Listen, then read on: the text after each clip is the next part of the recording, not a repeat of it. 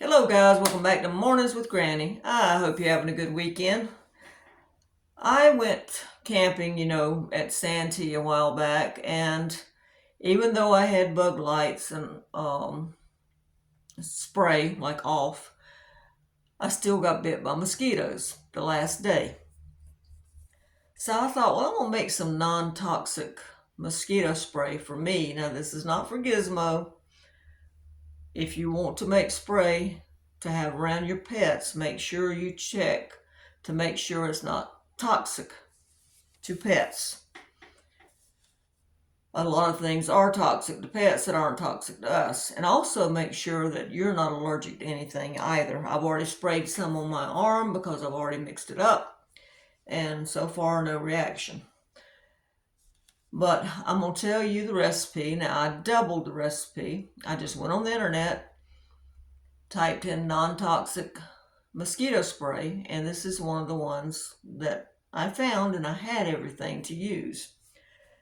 Sometimes you look up stuff and you don't have the things you need to use, and I didn't want to go buy anything. So let's look at the recipe.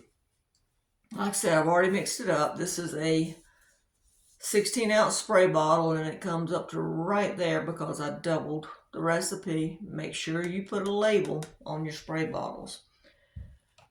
And I also use, when I'm mixing up my oils and stuff, these are just for the oils. They're not for food. So let me tell you what I'm going to put in here, okay? Or I did put in here. It calls for 1/3 cup of witch hazel, 1/3 cup of distilled water. Now, I didn't have distilled water. I used tap water. Usually when they say use distilled water, it's because they say the minerals in your tap water can affect the outcome of the oils you're mixing up. But I didn't have distilled water. And someone's going to say, well, you could have boiled it.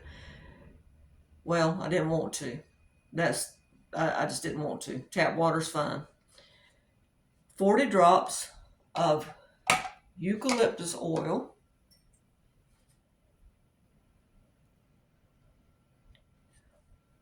or 40 drops of lemongrass oil, or 40 drops of citronella. I didn't have any citronella, or if I did, I couldn't find it. And it says if you want to have protection against ticks, add 10 drops of tea tree oil. Now make sure your oils are safe to use on your skin. Mine are pure oils. So just make sure if you've got blends that they're safe to use on your skin. Okay. Now, from my understanding, if you don't have witch hazel, you can use alcohol. Now this says 1/3 cup of witch hazel. Alcohol free is best. Some of the other recipes I was reading said you could use alcohol in place of it. So I don't know. You look up recipes and you figure out which one you want to use. All right, let's pretend. Okay, I'm doubling the recipe, and I got 2/3 cup. Remember, I'm doubling of the witch hazel. Okay, so I got my witch hazel in here. Now, from my understanding, you're supposed to mix your oils with your witch hazel. It's supposed to help with the, I think, suspension. I think it's what they call it. Anyway, it's supposed to help. Who knows? I'm using 40 drops of lemongrass oil. So let's just pretend I got 40 drops in here with my witch hazel. And then I'm going to add 40 drops eucalyptus, okay? And then because I want the tick protection, I'm going to add 20 drops of tea tree oil. Then I mix it up.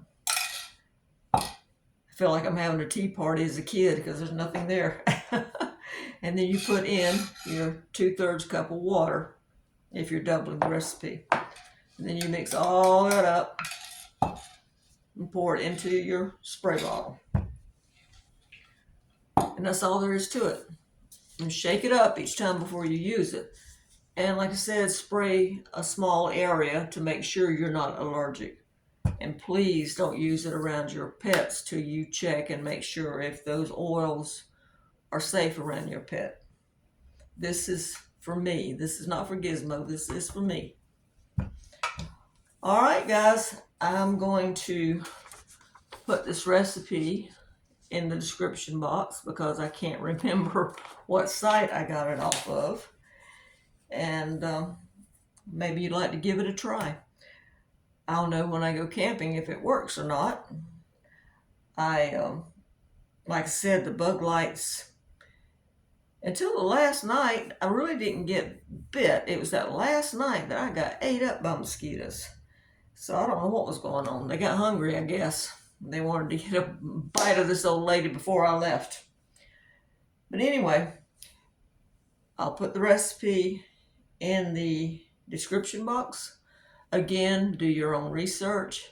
Make sure it doesn't have anything that you're allergic to.